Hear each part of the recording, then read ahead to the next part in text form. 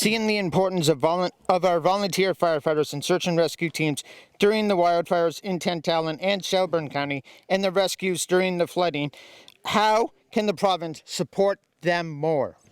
Yeah, our volunteer fire departments, search and rescue teams. I don't know what our communities would look like without them. I mean, they're always there, stepping up to support fundraisers, making things happen in communities, and then of course when we really need them, when we call 911, they show up and risk their own lives. Some of the stories, just the heroic actions of our volunteers, first responders, volunteers, also our RCMP members, paid response. It's just remarkable to see people how step up. So for search and rescue and the volunteer fire departments in particular, I mean, we did a couple rounds of grants to invest in those departments.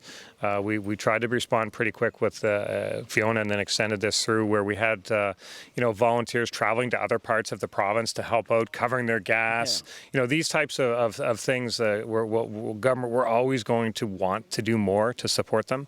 We're always going to want to do more, but we have to do what we can. So we'll continue to look for ways. As an example, in Brooklyn, talking to the firefighters there and the chief as well. There's a mutual aid system for fire response around the province where different departments support each other. And we talked about boats and access to boats, and we had a fire department boat destroyed on a rescue there. So now they're down a boat. So we're looking at ways we can, boats, also off highway vehicles, the ones with the tracks and not just the wheels and stuff. So we can look for ways to support them to make sure they have the equipment that they need, and we'll continue to do that.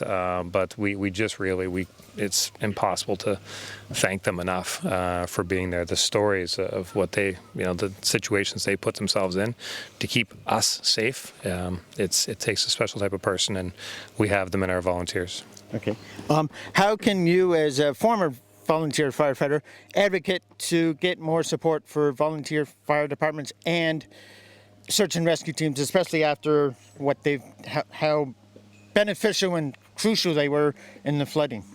Well, I mean, I'm fortunate around my team of the caucus. We have many members who are actually previous volunteer firefighters, some still into it. Not sure how they have the time to do it, but so that knowledge helps everybody understand what they go through, what their training is, what they're under, and that helps when it comes to everybody's discussing what we need to do. We have people firsthand or can contact people that are into it.